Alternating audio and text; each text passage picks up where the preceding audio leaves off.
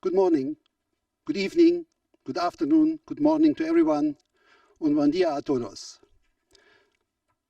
A warm welcome to all of you participants and viewers from afar and nearby. And a big thank you for accepting the invitation to join this conference with the leitmotif Together for a Sustainable Future. It is the first of a series of 5 continental Jena Declaration conferences planned in total.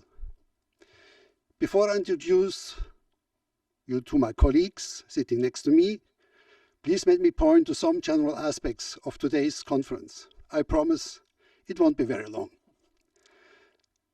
What has become very obvious over the last months, and what has already been the basis to bring about the Jena Declaration about 3 years ago, we definitely fail to implement the Sustainable Development Goals in time. We definitely will not reach them as agreed until 2030. At least, if we don't find alternative ways of implementation as fast as possible, or in short, make substantive changes in strategy. It is the ultimate claim of the Jena Declaration to make a substantial contribution to this.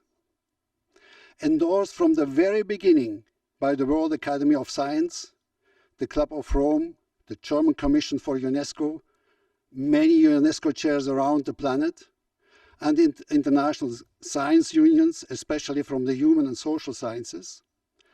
And in the meantime, of more than 1,000 signatories, over 200 institutional and more than 30 project partners, the Jena Declaration is calling for nothing less than a double change of paradigm. Or put in a simple picture, the Jena Declaration wants to prepare a new, commonly agreed pathway to global sustainability, and commonly agreed on by those who finally are the basis for establishing a sustainable future, or better, sustainable futures, together the citizens of the world and their responsibilities for one another.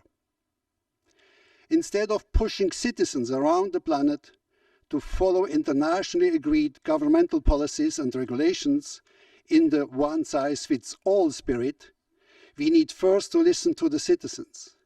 We need first to know their experiences, views, and insights. When calling for a global sustainability, we need therefore to take into account their cultural backgrounds and regional living conditions. In short, we need to approach the key agents for a deep societal transformation in a respectful way. Mutual respect is by all means the basic condition for democratic cooperation. To reach global sustainability in a democratic way makes a respectful support of bottom-up engagements the first precondition, a primary condition for all sustainability policies. The Jena Declaration has developed this perspective in a 3-year process. It calls to start out from the everyday worlds around the planet and embark on the path to shared sustainable futures. In the meantime, this vision finds a certain resonance inside the UN system.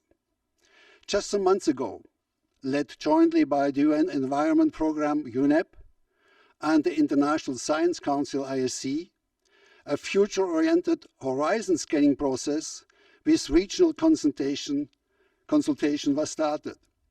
With this, the work of the Jena Declaration, including the results of this conference, are to be understood as an encompassing preparation of the UN Future Summit in September 2020 and the subsequent action-oriented Global UN Pact for the Future in 2025 to promote global sustainability for present and future generations.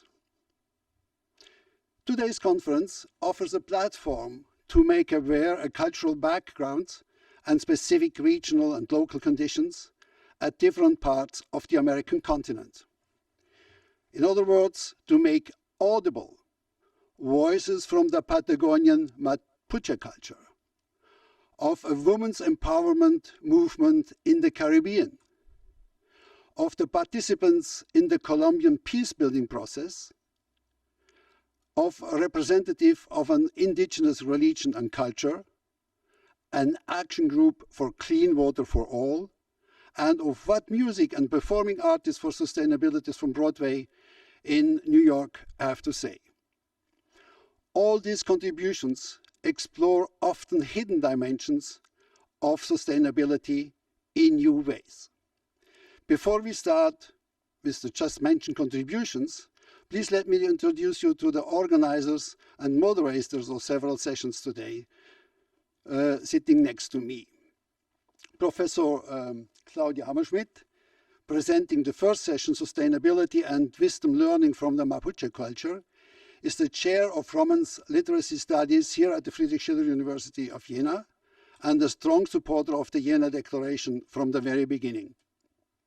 Claudia holds many high-ranked positions of North-South cooperation in the field of culture, art and literature. In direct relations to this conference, I will just point to two of them. Co-director of the regional Center Maria Sibylla Mary Callas Conosur at the Universidad Nacional de San Martín in Buenos Aires, and the director of the thematic network Transnational Change in Patagonia, with the participation of 4 Argentinian and 4 Chilean universities. And on my left side, my colleague Tiago Pinto de Oliveira, originally from Brazil, responsible for the fourth session on spirituality and sustainability, learning from tradition for the future. He is the UNESCO Chair on Transcultural Music Studies at the Music University Franz Liszt in Weimar. Before that, he was the director of the Brazilian Cultural Institute and professor of social anthropology at the University of Sao Paulo. Tiago is the member of the expert committee for intangible cultural heritage of the German Commission for UNESCO and a primary signatory of the Jena Declaration. The other organizers of the sessions will be online and they will introduce themselves accordingly when their time is on. Now I'm handing over to Claudia to introduction for the first session.